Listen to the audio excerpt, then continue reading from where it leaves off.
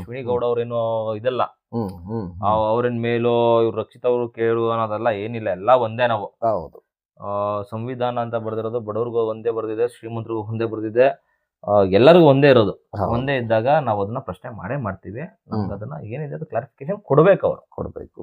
Okay, ಅದನ್ನೇನಾದ್ರೂ ಅಂದ್ರೆ ಅದನ್ನ ಮುಚ್ಚಾಕೋದಕ್ಕಂತೂ ಸಾಧ್ಯ ಇಲ್ಲ. ನಿಮ್ಮ ಒಂದು ಸಂಘದ ಕಡೆಯಿಂದನೂ ಕೂಡ ತಾವು ಧ್ವನಿ 100% 100 ಸತ್ಯ. ಸುದೀಪ್ ಅಣ್ಣ ಕ್ಲಾರಿಫಿಕೇಶನ್ ಕೊಟ್ಟಿಲ್ಲ ಅಂದ್ರೆ ನಾವೇ ಅಶ್ವಿನಿ ಮೇಡಮ್ ಅವ್ರಿಗೆ ಪ್ರಶ್ನೆ ಕೇಳ್ತೀವಿ, ಪ್ರಶ್ನೆ ಮಾಡೇ ಮಾಡ್ತೀವಿ ನಾವು. ಓಕೆ, ಯಾಕೆ ಈ ತರ, ಏನು ಇದ್ರ ಅರ್ಥ ಏನೋ ಒಂದು ಕ್ಲಾರಿಫಿಕೇಶನ್ ಕೊಟ್ಬಿಡಿ ನೀವೇ. ಈಗ ಎಸ್ ಕ್ಯಾಟಗರಿ ಅಂದ್ರಲ್ಲ, ಎಸ್ ಕ್ಯಾಟಗರಿ ಅಂದ್ರೆ ಏನು ನಾವೇ ಈಚೆಯಿಂದ ಒಳಗಡೆ ಬರ್ತಾರೆ. ವೈಲ್ಡ್ ಕಾರ್ಡ್ ಎಂಟರ್ ರಘು ಬಂದಾಗ ಅವ್ರೊಂದು ಮಾತು ಅಂತಾರೆ, ಕನ್ನಡ ಬಳಕೆ ಮಾಡಿ ಅಂತ. ನೀವು ಅವತ್ತಿಂದ ಇವತ್ತಿನವರೆಗೂ ತೆಗೆದು ನೋಡಿ, ಅವ್ರು ಮಾತಾಡಿದ್ರಲ್ಲಿ 60% ಇಂಗ್ಲಿಷೇ ಮಾತಾಡ್ತಾ ಇದ್ದಾರೆ, 40% ಕನ್ನಡ ಮಾತಾಡಿರ್ಬೋದು. ಬಟ್ ಇವರು ಏನಾಗಿದೆ ಅಂದ್ರೆ, ಇವ್ರು ಈಚೆಗಡೆ ಮಾಡಿ ಸಂಪಾದನೆನ ಹೆಸರನ್ನ ಒಳಗಡೆ ಹೋಗಿ ಕಳ್ಕೊಂತ ಇದಾರೆ. ಆಮೇಲೆ ಇದ್ರಲ್ಲಿ ಏನ್ ಹೇಳ್ಬೇಕು ಅಂತ ಅಂದ್ರೆ, ನಾವು ಯಾರು ಕನ್ನಡ ಪರ ಹೋರಾಟ ಮಾಡಿರ್ತೀವಿ, ಇದೆಲ್ಲ ಹೆಸರು ತಗೊಳ್ಳೋದನ್ನ ಈಸಿ ಅಲ್ಲ, ತುಂಬಾ ಕಷ್ಟ ಇರುತ್ತೆ ಅಲ್ವಾ. ತುಂಬಾ ಕಷ್ಟಪಟ್ಟು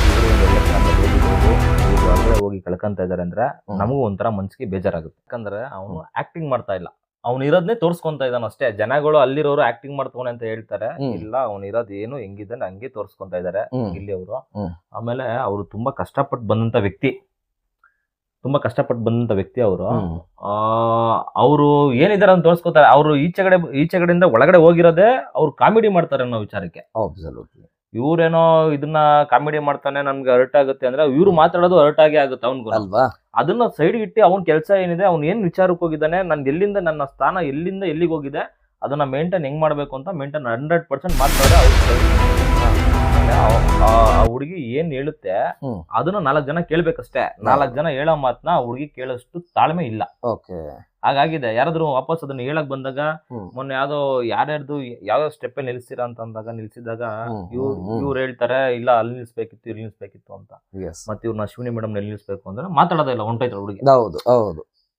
ಆಮೇಲೆ ಇನ್ನೊಂದೇನಂದ್ರೆ, ಈ ಹುಡುಗಿದೊಂದು ಮುಂಚೆ ಆಟೋದಲ್ಲಿ ಒಂದು ಇದು ಬರುತ್ತೆ, ಕಾಂಟ್ರವರ್ಸಿ ಬರುತ್ತೆ. ತುಳು ಭಾಷೆನೇ ಕರ್ನಾಟಕದಲ್ಲಿ ರಾಷ್ಟ್ರೀಯ ಭಾಷೆ ಅಂತ ಹೇಳುತ್ತೆ. ಪ್ರೀತಿಯ ವೀಕ್ಷಕರಿಗೆ, ನಾನು ನಿಮ್ಮ ಪ್ರೀತಿಯ ಮುರಳಿ ಶಿರಾ.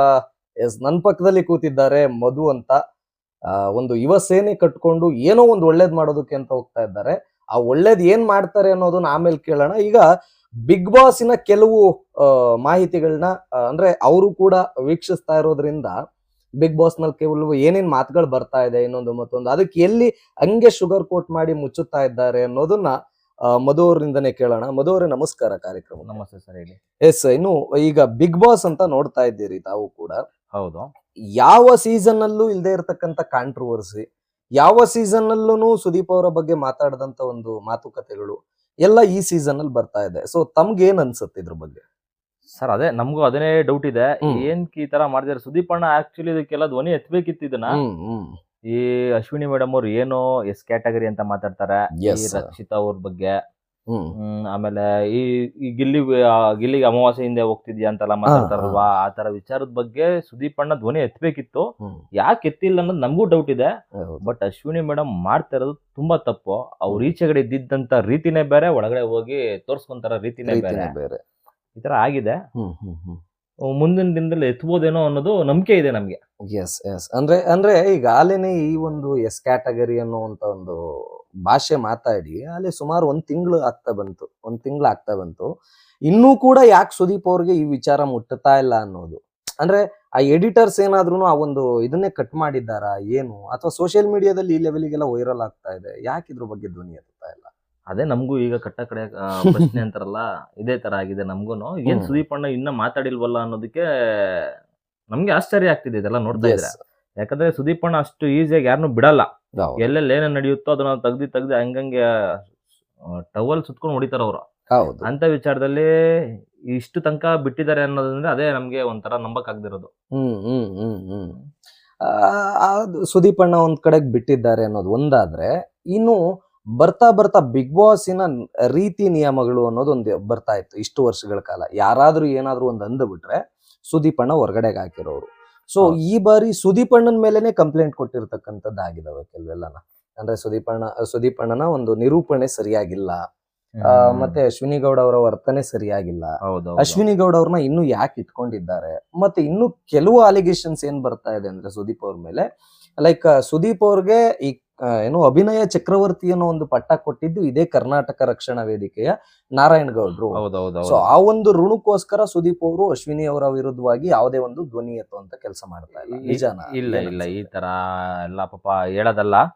ಅವರು ಒಬ್ಬ ಕರ್ನಾಟಕದಲ್ಲಿ ಇವಾಗ ಕರ್ನಾಟಕ ರಕ್ಷಣಾ ವೇದಿಕೆಯಿಂದಾನೇ ಕೊಟ್ಟಿರೋದು. ಹೌದು, ಅಭಿನಯ ಚಕ್ರವರ್ತಿ, ಅದನ್ನ ಒಪ್ಕೊಳ್ಳೋಣ, ಅದನ್ನು ನಾವು ಒಪ್ಕೊಂತೀವಿ, ಎಲ್ಲರೂ ಒಪ್ಕೊಂತಾರೆ, ಒಪ್ಕೊಳ್ಳೇಬೇಕಾಗಿರೋದು. ಆದ್ರೆ ಆ ಋಣದಿಂದ ಮಾತಾಡಿಲ್ಲ ಅನ್ನೋದೆಲ್ಲ ಸುಳ್ಳು. ಅದೇನಿದೆ ಅಂದ್ರೆ ಅವರು ಟೈಮ್ ಬರ್ಲಿ ಅಂತ ಕಾಯ್ತಾ ಇರ್ಬೋದು ಅಷ್ಟೇ. ಇವತ್ತೆಲ್ಲ ನಾಳೆ ಮಾತಾಡೋಣ ಅಂತ. ಆಮೇಲೆ ಅವ್ರಿಗೆ ಇವಾಗ ನಮಗೂ ಗೊತ್ತಿರೋದು ಅವ್ರಿಗೆ ಗೊತ್ತಿರುತ್ತೆ ದೀಪಣ್ಣನ್ಗೆ. ಯಾಕಂದ್ರೆ ಅಲ್ಲಿ ಎಡಿಟರ್ಸ್ ತೋರ್ಸಿರ್ತಾರೆ, ಅಲ್ಲಿ ಒಂದೊಂದು ವಿಚಾರಗಳನ್ನ ನಮಗ್ ತೋರಿಸ್ತೇ ಹೋದ್ರು ಅವ್ರಿಗೆ ತೋರ್ಸಿರ್ತಾರೆ. ಹಾಗಾಗಿ ಅಲ್ಲಿ ಏನೋ ಇರ್ಬೋದೇನೋ, ಇವತ್ತೆಲ್ಲ ನಾಳೆ ಇದಕ್ಕೆ ಸುದೀಪ್ ಅಣ್ಣ ಉತ್ತರ ಕೊಟ್ಟೆ ಕೊಡ್ತಾರೆ. ಆ ನಂಬಿಕೆ ನಮ್ಗೆ ಇದೆ. ಅಕಸ್ಮಾತ್ ಹಿಂಗೆ ಈ ಒಂದು ಸೀಸನ್ ಬರೀ ಹಿಂಗೆ ಕಾಂಟ್ರವರ್ಸಿ ಇನ್ನೊಂದು ಮತ್ತೊಂದ್ರಲ್ಲೇನೆ ಈ ಒಂದು ಅಂದ್ರೆ ಏನ್ ಈ ಒಂದು ಮಾತುಕತೆಗಳೆಲ್ಲ ನಡೆದಿದೆ ಬಿಗ್ ಬಾಸ್ ನಲ್ಲಿ, ಅದು ಮುಚ್ಚೋಗ್ಬಹುದಾ ಅಂತ? ಇಲ್ಲ ಸರ್, ಇಲ್ಲ. ಇವತ್ತೆಲ್ಲ ನಾಳೆ ತೆಗಿತಾರೆ, ಬಂದೇ ಬರುತ್ತೆ. ಅವಾಗ ಅದಕ್ಕೆ ಏನ್ ಕೊಡಬೇಕು ಡೆಫಿನೇಷನ್ 100% ಸುದೀಪ್ ಅಣ್ಣ ಕೊಟ್ಟೆ ಕೊಡ್ತಾರೆ. ಓಕೆ, ಖಂಡಿತ. ಮತ್ತೆ ನಿಮ್ಮ ಫೇವರೇಟ್ ಕಂಟೆಸ್ಟೆಂಟ್ ಯಾರು? ಗಿಲ್ಲಿ. ಯಾಕೆ ಗಿಲ್ಲಿನೇ ನಿಮ್ಗೆ ಇಷ್ಟ ಆಗ್ತಾನೆ ಅಂದ್ರೆ, ನಿಮ್ಗೆ ಅಂತಲ್ಲ, ಇಡೀ ಕರ್ನಾಟಕದಲ್ಲಿ ನಾವ್ ಎಲ್ಲೇ ಪಬ್ಲಿಕ್ ರಿವ್ಯೂಗೆ ಹೋದ್ರು ಅಥವಾ ಎಲ್ಲೇ ಹೋದ್ರು ಗಿಲ್ಲಿ ಗೆಲ್ಬೇಕು ಈ ಸರಿ ಅಂತಾರಲ್ಲ. ಸೊ ನಿಮ್ಗೆ ಪ್ರತ್ಯೇಕವಾಗಿ ನಿಮ್ಗೆ ಯಾಕೆ ಗಿಲ್ಲಿ ಇಷ್ಟ? ಯಾಕಂದ್ರೆ ಅವನು ಆಕ್ಟಿಂಗ್ ಮಾಡ್ತಾ ಇಲ್ಲ, ಅವ್ನು ಇರೋದನ್ನೇ ತೋರ್ಸ್ಕೊಂತ ಇದ್ದಾನ ಅಷ್ಟೇ. ಜನಗಳು ಅಲ್ಲಿರೋರು ಆಕ್ಟಿಂಗ್ ಮಾಡ್ತಾನೆ ಅಂತ ಹೇಳ್ತಾರೆ. ಇಲ್ಲ, ಅವ್ನು ಇರೋದು ಏನು ಹೆಂಗಿದ್ದಾನೆ ಹಂಗೆ ತೋರ್ಸ್ಕೊಂತ ಇದಾರೆ ಗಿಲ್ಲಿ ಅವರು. ಆಮೇಲೆ ಅವರು ತುಂಬಾ ಕಷ್ಟಪಟ್ಟು ಬಂದಂತ ವ್ಯಕ್ತಿ ಅವರು. ಅವರು ಏನಿದಾರೆ ಅಂತ ತೋರ್ಸ್ಕೊತಾರೆ. ಅವರು ಈಚೆಗಡೆಯಿಂದ ಒಳಗಡೆ ಹೋಗಿರೋದೇ ಅವ್ರು ಕಾಮಿಡಿ ಮಾಡ್ತಾರೆ ಅನ್ನೋ ವಿಚಾರಕ್ಕೆ. ಇವ್ರೇನೋ ಇದನ್ನ ಕಾಮಿಡಿ ಮಾಡ್ತಾನೆ, ನನ್ಗೆ ಹರ್ಟ್ ಆಗುತ್ತೆ ಅಂದ್ರೆ ಇವ್ರು ಮಾತಾಡೋದು ಹರ್ಟ್ ಆಗೇ ಆಗುತ್ತೆ ಅವ್ನ್ಗೂ ಅಲ್ವಾ. ಅದನ್ನ ಸೈಡ್ ಇಟ್ಟು ಅವ್ನ ಕೆಲಸ ಏನಿದೆ, ಅವ್ನು ಏನ್ ವಿಚಾರಕ್ಕೆ ಹೋಗಿದ್ದಾನೆ, ನನ್ನ ಸ್ಥಾನ ಎಲ್ಲಿಂದ ಎಲ್ಲಿಗೆ ಹೋಗಿದೆ, ಅದನ್ನ ಮೇಂಟೈನ್ ಹೆಂಗ್ ಮಾಡ್ಬೇಕು ಅಂತ ಮೇಂಟೈನ್ 100% ಮಾಡ್ತಾವ್ರೆ. ಅವ್ರ ಕೆಲಸ ಕರೆಕ್ಟ್ ಆಗಿದೆ, ಅವ್ರು ಆಡ್ತಾ ಇರೋದು ಕರೆಕ್ಟ್ ಆಗಿದೆ. ಈಗ ನೋಡಿ, ರಾಶಿಕಾ ಅವರು ಇವ್ರಿಗೆ ಗಿಲ್ಲಿಗೆ ಹೇಳ್ತಾರೆ ಕಾವ್ಯ ಹಿಂದೆ ಓಡಾಡ್ಕೊಂಡು ಇರ್ತೀಯ ಅಂತ. ರಾಶಿಕಾ ಏನ್ ಮಾಡ್ತಿದ್ರು? ಸೂರಜ್ ಹಿಂದೆ ಓಡಾಡ್ತಾವ್ರೆ. ಹೌದು ಅಲ್ವಾ? ಇವ್ರು ಮಾಡ್ತಾ ಇರೋದೇ ತಪ್ಪು, ಇನ್ನೊಬ್ರು ತಪ್ಪು ಹೇಳ್ತಾರೆ. ಕರೆಕ್ಟ್ ಆಗಿದ್ದು ಹೇಳಿದ್ರೆ ಅದನ್ನ ನಾವು ಒಪ್ಕೊಂತೀವಿ. ಅದು ಅವ್ರಿಗೆ ಗೊತ್ತಾಗ್ತಾ ಇಲ್ಲ. ಸೂರಜ್ ಅವ್ರಿಗಾಗ್ಲಿ ರಾಶಿಕ್ ಅವ್ರಿಗಾಗ್ಲಿ. ನಾವ್ ಈಚೆಗಡೆ ನೋಡ್ತಿದೀವಲ್ಲ, ಜನ ಏನ್ ಕಣ್ಮುಚ್ಕೊಂಡ್ ಕೂತಿದೀವ ನಾವು ಅಲ್ವಾ? ನಾವು ತೋರಿಸ್ತೀವಿ, ನೋಡ್ತೀವಿ. ಹೌದು, ಎಸ್, ಖಂಡಿತವಾಗಿ. ಅಂದ್ರೆ ಏನ್ ಈ ಒಂದು ಪ್ರಕರಣಗಳೆಲ್ಲ ಆಗ್ತಾ ಬಂತು, ಅಶ್ವಿನಿ ಗೌಡ ಅವ್ರ ಮೇಲೆ ಕಂಪ್ಲೇಂಟ್ ಆಯ್ತು, ಮಹಿಳಾ ಆಯೋಗಕ್ಕೆ ಕಂಪ್ಲೇಂಟ್ ಹೋಯ್ತು, ಮತ್ತೆ Bidadi police station, Ramanagara SP office, DYSP ಆಫೀಸ್ಗೆಲ್ಲ ಕಂಪ್ಲೇಂಟ್ ಹೋಯ್ತು. ಸೊ ಇಷ್ಟೆಲ್ಲ ಕಂಪ್ಲೇಂಟ್ ಹೋಗಾದ್ಮೇಲೆ ಇತ್ತೀಚೆಗೆ ಈ ವಾರ ಅಶ್ವಿನಿ ಗೌಡ ಅವರು ಫುಲ್ಲು ಸೈಲೆಂಟ್ ಆಗೋಗ್ಬಿಟ್ಟಿದ್ದಾರೆ. ಅವ್ರ ಇನ್ಮೇಲೆ ಸೈಲೆಂಟ್ ಆಗೋಯ್ತಾರೆ ಬಿಡಿ, ಸೈಲೆಂಟ್ ಆಗೋಯ್ತಾರೆ ಅವ್ರನ್ನ. ಅಂದ್ರೆ ಏನಾದ್ರು ಗೊತ್ತಾಯ್ತಾ ಇಲ್ಲಿ ಹೊರಗಡೆ ನಡೀತಾ ಇರುವಂತದ್ದು ಇದೆಲ್ಲ ಗೊತ್ತಾಯ್ತಾ ಅಂತ? ಅವರು ರಘು ಅವರು ಎಲ್ಲಿ ಈಚೆಯಿಂದ ಒಳಗಡೆ ಬರ್ತಾರೆ, ವೈಲ್ಡ್ ಕಾರ್ಡ್ ಎಂಟರ್ ರಘು ಬಂದಾಗ ಅವ್ರೊಂದ್ ಮಾತು ಅಂತಾರೆ, ಕನ್ನಡ ಬಳಕೆ ಮಾಡಿ ಅಂತ. ನೀವು ಅವತ್ತಿಂದ ಇವತ್ತಿನವರೆಗೂ ತೆಗೆದು ನೋಡಿ, ಅವರು ಮಾತಾಡಿದ್ರಲ್ಲಿ 60% ಇಂಗ್ಲಿಷೇ ಮಾತಾಡ್ತಾ ಇದ್ದಾರೆ. 40% ಕನ್ನಡ ಮಾತಾಡಿರ್ಬೋದು. ಬಟ್ ಇವರು ಏನಾಗಿದೆ ಅಂದ್ರೆ, ಇವ್ರು ಈಚೆಗಡೆ ಮಾಡಿ ಸಂಪಾದನೆನ ಹೆಸರನ್ನ ಒಳಗಡೆ ಹೋಗಿ ಕಳ್ಕೊಂತ ಇದಾರೆ.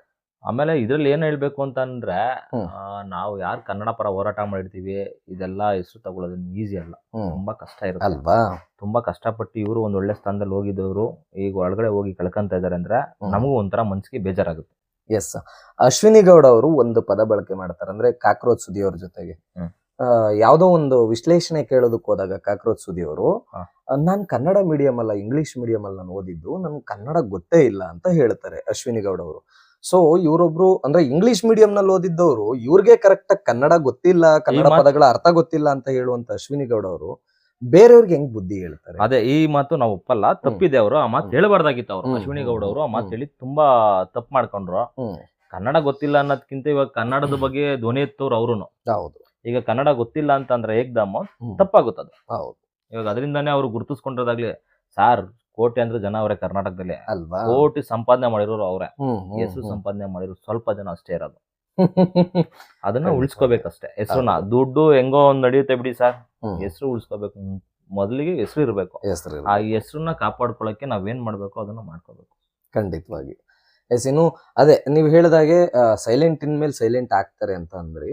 ಇಲ್ಲಿ ಹೊರಗಡೆ ನಡೀತಾ ಇರತಕ್ಕಂತ ವಾತಾವರಣಗಳನ್ನೆಲ್ಲನ ಅಶ್ವಿನಿ ಅವ್ರಿಗೆ ಯಾರಾದ್ರೂ ಹೇಳುವಂತ ಇಲ್ಲ ಕೆಲಸ ಇಲ್ಲ ಮಾಡ್ತಾ ಇದ್ದಾರಾ? ಇಲ್ಲ ಇಲ್ಲ ಇಲ್ಲ ಆ ತರದೆಲ್ಲ ಏನಿಲ್ಲ. ಬಟ್ ಅವ್ರಿಗೆ ಗೊತ್ತಾಗ್ಬಿಟ್ಟಿದೆ ಏನಂದ್ರೆ ಇವಾಗ ಸುದೀಪ್ ಅಣ್ಣ ಮಾತಾಡ್ತಾ ಇರೋದಕ್ಕೆ ಅವರು ಸುದೀಪ್ ಅಣ್ಣ ಸುಮ್ನೆ ಇಲ್ಲ, ಇಂಡೈರೆಕ್ಟ್ ಆಗಿ ಕೌಂಟರ್ ಕೊಡ್ತಾನೆ ಇದಾರೆ. ಹೌದೌದು. ಈ ವಿಚಾರಗಳನ್ನ ಅವ್ರೇನು ಅಶ್ವಿನಿ ಮೇಡಮ್ ಏನು ಅಷ್ಟೊಂದು ದಡ್ರಲ್ಲ, ಹ್ಮ್. ಅವರು ತಿಳ್ಕೊಂಡಿದ್ದಾರೆ ಈ ನಾವೆಲ್ಲೋ ತಪ್ಪು ಮಾಡಿದೀವಿ, ಅದಕ್ಕೆ ನಮ್ಗೆ ಈ ತರ ಸುದೀಪ್ ಅಣ್ಣ ಹೇಳ್ತವ್ರೆ ಅನ್ನೋದಕ್ಕೆ ಕಾರಣಕ್ಕೆ ಸೈಲೆಂಟ್ ಆಗಿದ್ದಾರೆ. ಹ್ಮ್. ಈಗ ಮೊನ್ನೆ ನೋಡಿ ನಮ್ಮ ಗಿಲ್ಲಿ ಅವ್ರಿಗೆ ಸುದೀಪ್ ಅಣ್ಣ ಮಾತಾಡ್ಬೇಕಾದ್ರೆ ಸುದೀಪ್ ಅಣ್ಣ ಏನು ಹಂಗ್ ಗಿಲ್ಲಿಗೆ ಏನದು ಇದು ಮಾಡಿಲ್ಲ. ಅವ್ರು ಮಾಡ್ತಿರೋದು ಸ್ವಲ್ಪ ಕಮಿಡಿಯನ್ ಆಗಿದ್ಯಾ, ಹ್ಮ್. ಜಾಸ್ತಿ ಕಾಮಿಡಿ ಮಾಡಿದ್ರೆ ಬೇರೆಯವ್ರಿಗೆ ಸ್ವಲ್ಪ ಹರ್ಟ್ ಆಗುತ್ತೆ ಅನ್ನೋದು ವಿಚಾರ ಹೇಳಿದ್ರು ಅಷ್ಟೇ. ಹ್ಮ್. ಬಟ್ ನಮ್ಮ ಗಿಲ್ಲಿ ಕರೆಕ್ಟ್ ಆಟನೇ ಆಡ್ತವ್ನೆ ಅಲ್ವಾ? ಖಂಡಿತವಾಗಿ. ಹೌದು. ಅಂದ್ರೆ ಅವ್ನ್ ಯಾವ್ದೇ ರೀತಿ ಹಿಂದೊಂದು ಮುಂದೊಂದು ಅನ್ನೋ ಇಲ್ಲ ತರ ಇಲ್ಲ ಏನ್ ಇಲ್ಲ ತೋರಿಸ್ತಾ ಇರೋದ್ನ ಹೇಳ್ತಾವನೆ. ಅವ್ನ ಅಲ್ಲಲ್ಲೇ ಕೌಂಟ್ರು ಒಳಗಡೆ ಇಟ್ಕೊಂಡು ಕೊರಿಕೊಂಡೆಲ್ಲ ಕುತ್ಕೊಳ್ಳಲ್ಲ ಅವನು. ಅಲ್ಲ ಆ ಟೈಮಲ್ಲಿ ಏನಿದೆ ಆ ಟೈಮಲ್ಲಿ ಕೊಡ್ತಾ ಇರ್ತಾನ ಅಷ್ಟೇ. ಎಸ್, ಖಂಡಿತವಾಗಿ. ಮತ್ತೆ ಆಮೇಲೆ ಗಿಲ್ಲಿ ಮೇಲೆ ಒಂದು ಕಂಪ್ಲೇಂಟ್ ಆಗುತ್ತಲ್ಲ, ಹ್ಮ್. ಅದು ತುಂಬಾ ನಮ್ಗೆ ಬೇಜಾರಾಗುತ್ತೆ. ಬೇಜಾರಾಗುತ್ತೆ. ಯಾಕಂದ್ರೆ ಹ್ಮ್. ಗಿಲ್ಲಿಗೂ ಅವಳು ಹೊಡೆದಲ್ವಾ, ದಿಶಾ ಹೌದು, ಹೊಡೆದಲ್ವಾ, ಹ್ಮ್. ಅದನ್ನ ಯಾಕೆ ಯಾರು ತಗೊಂಡ್ಲಿಲ್ಲ? ತಗೊಳ್ಳಿಲ್ಲ. ಗಂಡು ಮಕ್ಳಿಗೆ ಬೇರೆನೆ ಹೆಣ್ಮಕ್ಳಿಗೆ ಬೇರೆನೆ ಇದೆಯಾ? ಹೌದು. ಅಂದ್ರೆ ಜಸ್ಟ್ ಬಟ್ಟೆಗಳನ್ನ ಮುಟ್ಟುದಾಗಿಲ್ಲಿ ಅನ್ನೋದಕ್ಕೋಸ್ಕರನೇ ಹೋಗಿ ಕಂಪ್ಲೇಂಟ್ ಕೊಟ್ಟಂತ ಮಹಿಳೆ ಅವ್ರು ಎಲ್ಲೋದ್ರು ಅನ್ನೋದೇ ಗೊತ್ತಿಲ್ಲ. ಅದಾದ್ಮೇಲೆ ಅವ್ರು ಗೊತ್ತಾಗಿರುತ್ತೆ ಒಳ್ಳೇದೇನು ಹ್ಮ್. ಕೆಟ್ಟದ್ದೇನು ಅನ್ಬಿಟ್ಟು ಅದಕ್ಕೆ ಕೊಡೋದೇನಿಲ್ಲ ಸರ್. ಒಂದೊಂದ್ ಸ್ಟೇಷನ್ ಅಲ್ಲಿ ದಿನಕ್ಕೆ 20-30 ಪಿಟಿಷನ್ ಹೊಡಿತಾರೆ. ಹೌದು, ಅದನ್ನ ಸಂಭಾಳಿಸ್ಕೊಂಡು ಹೋಗ್ಬೇಕು. ಅದೆಲ್ಲ ಎಲ್ಲರ ಕೈಲೂ ಆಗಲ್ಲ ಅದೆಲ್ಲ ಮಾಡಕ್ಕೆ. ಹೌದು, ಹೌದು, ಖಂಡಿತವಾಗಿ. ಅಂದ್ರೆ ಇನ್ನೊಂದು ಕಡೆಗೆ ಕಾಂಟ್ರವರ್ಸಿ ಏನ್ ಬರ್ತಾ ಇದೆ ಅಂದ್ರೆ, ಈ ಬಾರಿಯ ವಿನ್ನರು ಅಶ್ವಿನಿ ಗೌಡನೇ ವಿನ್ ಮಾಡೋದು. ಸೊ ಅದಕ್ಕೋಸ್ಕರನೇ ಅವ್ರನ್ನ ಎಲ್ಲಿ ಅಪ್ ಮಾಡ್ಬೇಕು ಅಲ್ಲಿ ಅಪ್ ಮಾಡ್ತಾರೆ, ಎಲ್ಲಿ ಡೌನ್ ಮಾಡ್ಬೇಕು ಅಲ್ಲಿ ಡೌನ್ ಮಾಡ್ತಾರೆ. ಅಶ್ವಿನಿ ಗೌಡ ಅವ್ರನ್ನ ಬಿಟ್ಕೊಂಡ್ ಕೊಡಲ್ಲ. ಈ ತರ ಬಿಗ್ ಬಾಸ್ ಮ್ಯಾನೇಜ್ಮೆಂಟ್ ಇದ್ರೂನು ಹಾ. ಸುದೀಪ್ ಅಣ್ಣ ಯಾವ್ದೇ ಕಾರಣಕ್ಕೂ ಈ ತರ ಮಾಡಕ್ ಬಿಡಲ್ಲ. ಓಕೆ. ಅವ್ರು ಸುದೀಪ್ ಅಣ್ಣ ಯಾವ್ದೇ ಕಾರಣಕ್ಕೂ ಈ ತರ ಬಿಡಲ್ಲ. ಸುದೀಪ್ ಅಣ್ಣ ಹ್ಮ್. ಯಾರು ಆಟ ಆಡ್ತವ್ರೆ ಹ್ಮ್. ಅವ್ರಿಗೆ ಆಲ್ಮೋಸ್ಟ್ ಅವ್ರಿಗೆ ಇನ್ಫ್ಲೂಯೆನ್ಸ್ ಮಾಡೋದವ್ರು. ಹೌದು. ಯಾರು ಚೆನ್ನಾಗ್ ಆಡಿದಾರೆ ಅವರೇ ಗೆಲ್ಬೇಕಲ್ಲೇ. ಹೌದು, ಹೌದು. ಅದೇ ತರ. ಬಟ್ 4 ಜನ ಮಾತಾಡೋರು ಮಾತಾಡ್ಕಂತಾರೆ, ಹ್ಮ್. ಅದೆಲ್ಲ ಆಗಲ್ಲ. ಓಕೆ. ಅಂದ್ರೆ ಇದು ವದಂತಿಗಳಷ್ಟೇ. ಆಮೇಲೆ ಈಗ ಅಶ್ವಿನಿ ಮೇಡಮ್ನು ಚೆನ್ನಾಗಿ ಆಡ್ತವ್ರೆ. ಅಂದ್ರೆ ಹೆಂಗ್ ಆಡ್ತಿದಾರೆ ಅಂದ್ರೆ ಇವಾಗ ಅವ್ರದ್ದು ಸ್ವಲ್ಪ ಈ ನೆಗೆಟಿವಿಟಿ ಬರ್ಬೋದು ಅಷ್ಟೇ. ಅದ್ ಬಿಟ್ರೆ ಅವ್ರದ್ದು ಅಲ್ಲಿ ಏನಿದೆ ಪಾತ್ರ ಅವ್ರದ್ದು ಕರೆಕ್ಟ್ ಆಗಿ ನಿಭಾಯಿಸ್ಕೊಂಡು ಹೋಗ್ತಿದಾರೆ. ಓಕೆ. ಇನ್ನ ಈ ಧ್ರುವಂತ್ ಈಚೆಗಡೆ ಬಿಡ್ತಾನೆ. ಅವ್ನ್ ಧ್ರುವಂತ್ ಇದ್ದು ವೇಸ್ಟ್ ಒಳಗೆ. ಇವರೆಲ್ಲ ಅಂದ್ರೆ ಇವಾಗ ಚೆನ್ನಾಗಿ ಆಡ್ತಿರೋರು ನೋಡಿ, ಗಿಲ್ಲಿ ಆಡ್ತಾರೆ, ಅಶ್ವಿನಿ ಮೇಡಮ್ ಆಡ್ತಾರೆ, ರಘು ಅವ್ರು ಆಡ್ತಾರೆ ಚೆನ್ನಾಗಿ, ಓಕೆ. ಕಾವ್ಯ ಆಡ್ತಾರೆ. ಇವರೆಲ್ಲ ಫೈನಲಿಸ್ಟ್ ಕಂಟೆಸ್ಟೆಂಟ್ ಅವರೆಲ್ಲ. ಎಸ್. ಇನ್ನು ಮಂಗಳೂರಿನ ಹುಡುಗಿ ರಕ್ಷಿತಾ ಶೆಟ್ಟಿ ಅಂತ ಒಂದು ಹುಡುಗಿ ಹೌದು, ಇದೆ. ಹೌದು, ಸೊ ಆ ಹೌದು, ಹುಡುಗಿಗೆನೆ ಅಂದ್ರೆ ಇವರು ಯಾರು ಅಶ್ವಿನಿ ಗೌಡ ಅವರು ಎಸ್ ಕ್ಯಾಟಗರಿ ಅಮಾವಾಸ್ಯೆ ಅದು ಇದು ಅಂತ ಸಮಥಿಂಗ್ ಅಂದಿದ್ರು. ಆ ಹುಡುಗಿಗೆ ಕಿಚ್ಚನ ಚಪ್ಪಾಳೆ ಸಿಕ್ಕಿದ್ದಾದ್ಮೇಲೆ ಆ ಹುಡುಗಿಯ ಅಹಂಕಾರ ದುರಹಂಕಾರ ಜಾಸ್ತಿ ಆಯ್ತು ಅಂತ ತುಂಬಾ ಆಗಿದೆ. ನಿಜನಾ ಅದು? ನಿಜ ಬಿಡಿ. ಹಾ, ಹಾ. ಆಮೇಲೆ ಆ ಹುಡುಗಿ ಏನ್ ಹೇಳುತ್ತೆ ಅದನ್ನ 4 ಜನ ಕೇಳ್ಬೇಕಷ್ಟೇ. 4 ಜನ ಹೇಳೋ ಮಾತ್ನ ಆ ಹುಡುಗಿ ಕೇಳೋಷ್ಟು ತಾಳ್ಮೆ ಇಲ್ಲ. ಓಕೆ. ಹಾಗಾಗಿದೆ. ಯಾರಾದ್ರೂ ವಾಪಸ್ ಅದನ್ನ ಹೇಳಕ್ ಬಂದಾಗ ಮೊನ್ನೆ ಯಾರ್ಯಾರ್ದು ಯಾವ ಸ್ಟೆಪ್ ನಿಲ್ಸಿರಾ ಅಂತ ಅಂದಾಗ ನಿಲ್ಸಿದಾಗ ಇವ್ರು ಹೇಳ್ತಾರೆ ಇಲ್ಲ ಅಲ್ಲಿ ನಿಲ್ಸ್ಬೇಕಿತ್ತು ಇಲ್ಲಿ ನಿಲ್ಸ್ಬೇಕಿತ್ತು ಅಂತ. ಮತ್ತೆ ಇವ್ರನ್ನ ಅಶ್ವಿನಿ ಮೇಡಮ್ ಎಲ್ಲಿ ನಿಲ್ಸ್ಬೇಕು ಅಂದ್ರೆ ಮಾತಾಡೋದೇ ಇಲ್ಲ, ಹೊಂಟೈತ್ರ ಹುಡುಗಿ. ಹೌದು, ಹೌದು. ಆಮೇಲೆ ಇನ್ನೊಂದೇನಂದ್ರೆ ಈ ಹುಡುಗಿದೊಂದು ಮುಂಚೆ ಆಟೋದಲ್ಲಿ ಒಂದು ಇದು ಬರುತ್ತೆ, ಕಾಂಟ್ರವರ್ಸಿ ಬರುತ್ತೆ. ತುಳು ಭಾಷೆನೇ ಕರ್ನಾಟಕದಲ್ಲಿ ರಾಷ್ಟ್ರೀಯ ಭಾಷೆ ಅಂತ ಹೇಳುತ್ತೆ. ಹೌದು. ಆ ಹುಡುಗಿಗೆ ಏನೂ ಗೊತ್ತಿಲ್ಲ. ನಮ್ಮ ಕರ್ನಾಟಕದ ನಮ್ಮ ಸಂಸ್ಕೃತಿ, ನಮ್ಮ ಕನ್ನಡ ಭಾಷೆ ಎಷ್ಟು ವರ್ಷದ ಪುರಾತನ ಕಾಲದ್ದು ಅನ್ನೋದು ಯಾರಿಗೂ ಗೊತ್ತಿಲ್ಲ ಅನ್ಸುತ್ತೆ. ಇವಾಗ ನಾವು ತುಳು ಭಾಷೆನ ಗೌರವದಿಂದನೇ ನೋಡ್ತೀವಿ, ಮಾತಾಡ್ತೀವಿ, ಎಲ್ಲ ಇದೆ. ನಾವ್ ಅದೇ ರೀತಿ ಮರ್ಯಾದೆನೂ ಕೊಡ್ತೀವಿ. ಬಟ್ ನಮ್ಮ ಕರ್ನಾಟಕದಲ್ಲಿ ನಮ್ಮ ಕನ್ನಡಕ್ಕೆ ಧಕ್ಕೆ ಬಂದ್ರೆ ಅವ್ರನ್ನ ಯಾವುದಕ್ಕೂ ಲೆಕ್ಕಕ್ಕೂ ಇಟ್ಕೊಳ್ಳಲ್ಲ. ಈಗ ಒಂದು ವರ್ಗ ಮಾತಾಡ್ಕೊಂತ ಇರತಕ್ಕಂಥದ್ದು ಯಾರು ರಕ್ಷಿತಾ ಶೆಟ್ಟಿ ಆಗ್ಬೋದು ಅಥವಾ ಗಿಲ್ಲಿ ಆಗ್ಬೋದು ರಘು ಅವ್ರ ಆಗ್ಬೋದು, ಮೂವರದು ಕ್ಯಾಟಗರೀಸ್ ಅಂದ್ರೆ ಅವರ ಒಂದು ಕ್ಯಾರೆಕ್ಟರ್ ಒಂದೇ. ಮೂವರು ಕೂಡ ಏನಿರುತ್ತೆ ಅದನ್ನೇ ಮಾತಾಡ್ಬಿಡ್ತಾರೆ, ಹಿಂದೊಂದು ಮುಂದೊಂದು ಮಾತಾಡಲ್ಲ. ಅದು ನಿಮ್ಮ ಪ್ರಕಾರ ಎಷ್ಟು ನಿಜ ಎಷ್ಟು ಸುಳ್ಳು? ಸತ್ಯ ಸರಿ ಇರೋದು ಅವ್ರು ಮಾತಾಡ್ತಾರೆ, ಹಿಂದೆ ಒಂದು ಮುಂದೆ ಒಂದು ನೋಡಲ್ಲ. ಗಿಲ್ಲಿ ಆಗ್ಲಿ ಕಾವ್ಯ ಆಗ್ಲಿ, ಅಲ್ಲ ಕಾವ್ಯ ಅಲ್ಲ, ರಕ್ಷಿತಾ ಶೆಟ್ಟಿ, ಗಿಲ್ಲಿ ಮತ್ತೆ ರಘು ಅವರು. ಹೌದು, ಸತ್ಯ ಸರ್ ಅದು. ಅವ್ರು ಇರೋದು ಇದ್ದಂಗೆ ಹೇಳ್ತಾರೆ, ಅಲ್ಲಿ ನಡೀತಾರದ್ ಏನಿದೆ ಅದು ತೋರ್ಸ್ಕೊಂತಾರ ಅಷ್ಟೇ. ಅದು ಅದನ್ನ ಬಿಟ್ಟು ಬೇರೆ ಏನು ಅವರು ಇದ್ ಮಾಡ್ಕೊಳಲ್ಲ. ಅಂದ್ರೆ ಬೇರೆ ಇದನ್ನ ತಗೊಳೋದಕ್ಕೆ ಹೋಗಲ್ಲ ಕಾಂಟ್ರವರ್ಸಿಗಳು. ಎಸ್. ಓಕೆ. ಇನ್ನು ಕಾವ್ಯ ಮತ್ತೆ ಗಿಲ್ಲಿ ಅಂತ ಬಂದಾಗ, ಕಾವ್ಯ ಗಿಲ್ಲಿಯ ಪೇರು ತುಂಬಾ ಚೆನ್ನಾಗಿತ್ತು, ಕ್ಯೂಟ್ ಆಗಿ ಜಗಳ ಆಡ್ತಾ ಇದ್ರು, ಅದೆಲ್ಲ ಓಕೆ. ಆದ್ರೆ ಕಾವ್ಯ ಎಲ್ಲೋ ಒಂದು ಕಡೆ ಗಿಲ್ಲಿಯಿಂದ ಹೆಸರು ಮಾಡ್ಕೊಂಡು ಗಿಲ್ಲಿಯನ್ನ ಡಿಸ್ಟೆನ್ಸ್ ಅಂದ್ರೆ ದೂರ ಇಡ್ತಾ ಇದ್ದಾಳೆ ಅನ್ನೋದು ಒಳಗಡೆ ವದಂತಿ. ನಡೀತಾ ಇರತಕ್ಕಂಥದ್ದು. ಅಲ್ಲ, ವದಂತಿಗಳು ಅನ್ನೋದಕ್ಕಿಂತ ಜಾಸ್ತಿ ಟಾಕ್ಸ್ ಗಳು ಬರ್ತಾ ಇದೆ. Talks. ಇದೆಲ್ಲ ಇಲ್ಲ ಬಿಡಿ ಸರ್. ಅಂದ್ರೆ ಅವ್ರು ಆಟ ಆಡ್ತಿದ್ದಾರೆ. ಇವಾಗ ಒಳಗಡೆ ಹೋದ್ಮೇಲೆ ಒಬ್ರು ಇವಾಗ ಒಂದು 10 ಜನದಲ್ಲಿ ಯಾರನ್ನ ಒಬ್ರನ್ನ ಹಚ್ಕೊಳ್ಳೋದಿರುತ್ತೆ, ಹಚ್ಕೊಂಡಿರ್ತಾರೆ. ಫ್ರೆಂಡ್ಶಿಪ್ ಮೇಂಟೈನ್ ಮಾಡ್ತಾ ಇರ್ಬೋದೇನೋ. ಓಕೆ. ನಾವು ಈಸಿಯಾಗಿ ಲವ್ ಗಿವು ಅಂತ ಹೇಳಕ್ ಆಗಲ್ಲ. ಕಾಮಿಡಿಯಾಗಿ ತಗೊಂಡಿದ್ದಾರೆ, ಮಾಡ್ತಾ ಇದಾರೆ. ಅದೇ ಗಿಲ್ಲಿಯ ವಿರೋಧವಾಗಿ ಕಾವ್ಯ ಅವರು ಮಾತಾಡೋದಕ್ಕೆ ಸ್ಟಾರ್ಟ್ ಮಾಡ್ತಾರೆ ಈಗ ಒಂದ್ 3-4 ವಾರಗಳಿಂದ. ಯಾಕಂದ್ರೆ ಈ ಮನೇಲಿ ಇರೋರೆಲ್ಲ ಅವನ ಬಗ್ಗೆ ನೀವಿಬ್ರು ಸೇರಿ ಇದನ್ನ ಆಗ್ತಿದೆ ಅದನ್ನ ಮಾಡ್ತಿದಾರೆ ಅಂತ ಅಂದಾಗ ಅವ್ರು ತಲೆಯಲ್ಲಿ ಬೇರೆ ತುಂಬಿಟ್ಟಿದ್ದಾರೆ ಜನಗಳು. ಒಳಗಡೆ ಇರೋ ಮನೆಯವರು ಮನೆ ಒಳಗಡೆ ಅವರು ತುಂಬಿಟ್ಟಿದ್ದಾರೆ. ಆ ಕಾರಣ ಮೇ ಬಿ ಅವಾಯ್ಡ್ ಮಾಡ್ತಾ ಇದಾರೆ. ಓಕೆ. ಅಂದ್ರೆ ಮನೆಯವರ ಒತ್ತಾಯದ ಮೇಲೆ. ಒತ್ತಾಯ ಮೇರೆಗೆ. ಯಾಕಂದ್ರೆ ಇವಾಗ ಗಿಲ್ಲಿ ಏನಾರ ಮಾತಾಡಿದ್ರೆ ಕಾವ್ಯನ್ ಮಾತು ಕೇಳ್ಕೊಂಡೆ ಮಾಡ್ದೆ ನೀನು, ಹೌದು ಈ ತರ ಹೇಳೋದು. ಕಾವ್ಯ ಏನಾರ ಮಾಡಿದ್ರೆ ಗಿಲ್ಲಿ ಮಾತು ಕೇಳ್ಕೊಂಡು ನೀನ್ ಮಾಡಿದ್ಯಾ ಅಂತಾರೆ. ಹಾಗಾಗಿ ಅವ್ರ ಏನ್ ಮಾಡಿದಾರೆ, ಸ್ವಲ್ಪ ಡಿಸ್ಟೆನ್ಸ್ ಮೇಂಟೈನ್ ಮಾಡ್ತಾ ಇದಾರೆ. ಓಕೆ. ಅಂದ್ರೆ ಬೇಕು ಅಂತಾನೆ ಮೇಂಟೈನ್ ಮಾಡ್ತಾ ಇದ್ದಾರೆ. ಮೇ ಬಿ ಅವರು ಇಲ್ಲಿಂದ ನಮ್ದು ತಪ್ಪಾಗಿರ್ಬೋದೇನೋ ಅಂತ ಅನ್ಕೊಂಡ್ ಮಾಡ್ತಿದಾರೆ. ಬಟ್ ಅವ್ರದ್ದೇನು ತಪ್ಪಿಲ್ಲ. ಅವ್ರದ್ದೇನು ತಪ್ಪಿಲ್ಲ. ಅಲ್ಲಿ ನಡೀತಾರ ವಾತಾವರಣಕ್ಕೆ ಅವರು ಚೇಂಜ್ ಆಗಿರ್ಬೋದು. ಹೌದು. ಆದ್ರೆ ನಾವೆಲ್ಲ ನೋಡಿದಾಗ ಅವ್ರು ಅದ್ರಲ್ಲೇನಿಲ್ಲ, ತಪ್ಪೇನಿಲ್ಲ. ಎಸ್. ಓಕೆ. ನಿಮ್ಮ ಪ್ರಕಾರ ಇಲ್ಲ ಈ ಬಾರಿಯ ಟಾಪ್ 5 ಕಂಟೆಸ್ಟೆಂಟ್ಗಳು ಇವರೇ ಅಂತ ಅನ್ನುವಂಥದ್ದು ಯಾರು? ಮತ್ತೆ ಇಲ್ಲ ಈ ವಾರ ಹೊರಗಡೆ ಹೋಗ್ಬಿಡ್ಬೇಕು ಇವರೆಲ್ಲ, ಫಸ್ಟ್ ಆಫ್ ಆಲ್ ಈ ಬಿಗ್ ಬಾಸ್ ಮನೇಲಿ ಇವರೆಲ್ಲ ಇರೋದಕ್ಕೆ ಅನರ್ಹರು ಅನ್ನುವಂಥವ್ರು ಯಾರ್ಯಾರಿದ್ದಾರೆ ನಿಮ್ಮ ಪ್ರಕಾರ? ರಿಷಾ ರಾಶಿಕಾ ಏನು ಇದು ಅನರ್ಹರು ಲಿಸ್ಟಿಗ ಅಥವಾ ಟಾಪ್ 5? ಅನರ್ಹರು ರಾಶಿಕಾ. ಓಕೆ. ಧ್ರುವಂತ್ 2. ಈಗ ಚೈತ್ರಾ ಮೇಡಮ್ ಬಂದಿದ್ದಾರೆ, ರಜತ್ ಅವ್ರು ಬಂದಿದ್ದಾರೆ. ಇವಾಗೆಲ್ಲ ಹೇಳ್ಕೊಳಕ್ಕೆ ಆಗಲ್ಲ ಯಾರ್ಯಾರು ಇದು ಹೋಗ್ತಾರೆ ಅಂತ. ಟಾಪ್ ಲಿಸ್ಟ್ ಅಲ್ಲಿ ಗಿಲ್ಲಿ, ರಜತ್ ಅವರು, ಅಶ್ವಿನಿ ಮೇಡಮ್, ರಘು, ಇದಾದ್ಮೇಲೆ ಇವ್ರು ಬರ್ಬೋದು. ಬಂದ್ರೆ ಸೂರಜ್ ಇಲ್ಲಾಂದ್ರೆ ಅಭಿ ಬರ್ಬೋದು. ಅವರಿಬ್ರಲ್ಲಿ ಅಂದ್ರೆ ಇದೆಯಾ ಕಾಂಪಿಟೇಷನ್? ಇದೆ, ಕಾಂಪಿಟೇಷನ್ಸ್ ಇರುತ್ತೆ ಅಂತ. ಓಕೆ. ಇನ್ ಕೇಸ್ ಗಿಲ್ಲಿಯನ್ನ ಏನಾದ್ರೂ ಟಾಪ್ 5 ಕಂಟೆಸ್ಟೆಂಟ್ ಗೆ ಸೇರಿಸ್ಲಿಲ್ಲ ಅಂದ್ರೆ ಯಾವ ತರ ಇರುತ್ತೆ ನಿಮ್ ರಿಯಾಕ್ಷನ್ಸ್? ಅಂದ್ರೆ ಯಾಕೆಂದ್ರೆ ಆಟ ಆಡ್ತಾ ಇರೋದನ್ನ ಇಡೀ ಕರ್ನಾಟಕ ಅಲ್ಲ, ಇಡೀ ಇಂಡಿಯಾನೇ ನೋಡ್ತಾ ಇದೆ. ಇನ್ ಕೇಸ್ ಏನಾದ್ರೂ ಗಿಲ್ಲಿಯನ್ನ ಅಂದ್ರೆ ಗೆಲ್ಲಿಸ್ಲಿಲ್ಲ ಅಂದ್ರೆ, ಅಥವಾ ಟಾಪ್ 5 ಕಂಟೆಸ್ಟೆಂಟ್ ಲಿಸ್ಟ್ಗೂ ಸೇರಿಸ್ಲಿಲ್ಲ ಅಂದ್ರೆ 100% ಅವ್ರು ಟಾಪ್ 5 ಬಂದೇ ಬರ್ತಾರೆ. ಬರ್ಲಿಲ್ಲ ಅಂದ್ರೆ ಒಳಗಡೆ ಏನೋ ಗಲಾಟೆ ಮಾಡ್ಕೊಂಡು ಈಚೆ ಬರ್ಬೇಕಷ್ಟೇ. ಬಿಟ್ರೆ ಇನ್ ಯಾವ್ದೇ ಕಾರಣಕ್ಕೂ ಅವ್ರು ಈಚೆ ಬರಂತ ಇದಿಲ್ಲ. ಓಕೆ. ಮಾಮೂಲಿ ಇವ್ರದ್ದು ಲಾಯರ್ ಜಗದೀಶ್ ಆಯ್ತಲ್ಲ ಲಾಸ್ಟ್ ಟೈಮ್, ಆತರ ಆದ್ರೂ ಆಗ್ಬಹುದು. ಜಗಳ ಆಯ್ತು ಅಂದ್ರೆ ಏನಾದ್ರು ಕೈ ಮಿಲಾಯಿಸಿದ್ರೆ ಈಚೆ ಕಡೆಯಿಂದ ಕಿಕ್ಔಟ್ ಮಾಡಬಹುದು.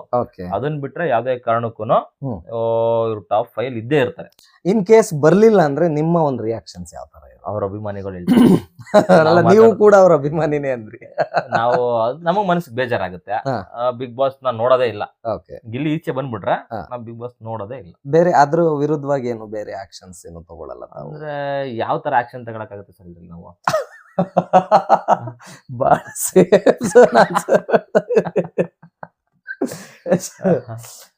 ಅಂದ್ರೆ ಒಟ್ನಲ್ಲಿ ಬಂದ್ರೆ ಬೇಜಾರಾಗತ್ತೆ ಅಷ್ಟೇ. ಬೇಜಾರಾಗುತ್ತೆ. ಹೌದು, ಬಿಗ್ ಬಾಸ್ ನೋಡಲ್ಲ. ಮನ್ಸಿಗೆ ಏನೋ ಒಂದ್ ಸ್ವಲ್ಪ ಅಸಮಾಧಾನ ಆಗುತ್ತೆ ಅಷ್ಟೇ.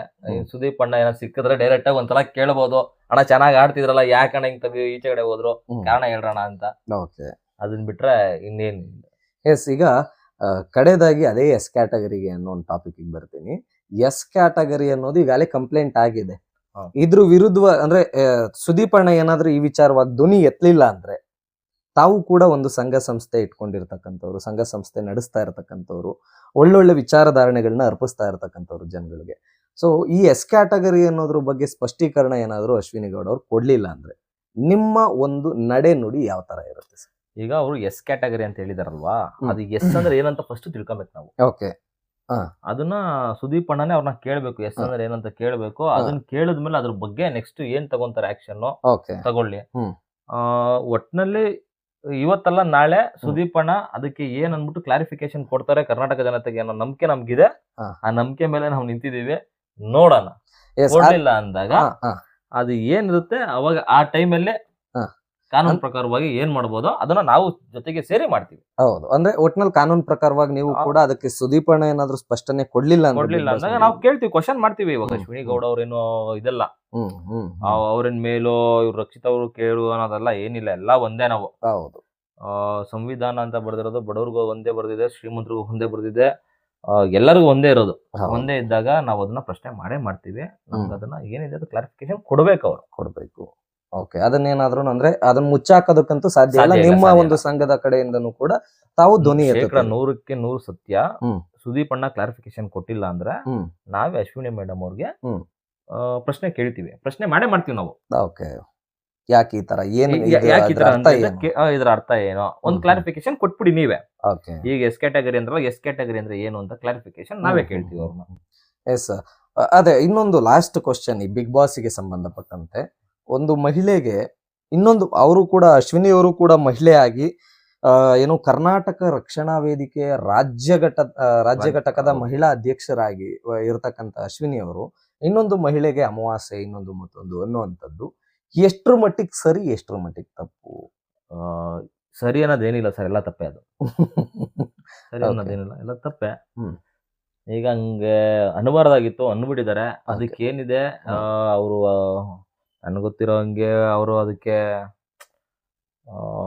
ಏನ್ ಹೇಳ್ಬೇಕನ್ನೋದು ಗೊತ್ತಾಗ್ತದೆ. ಅವ್ರ ಈಚೆ ಬರ್ಲಿ, ಬಂದಾಗ ಅದಕ್ಕೆಲ್ಲ ಒಂದು ಕ್ಲಾರಿಫಿಕೇಶನ್ ಕೊಟ್ಟು ಒಂದು ಕ್ಷಮೆ ಯಾಚಿಸ್ಲಿ ಬಿಡಿ ಸರ್, ಅದ್ರಲ್ಲೇನಿಲ್ಲ.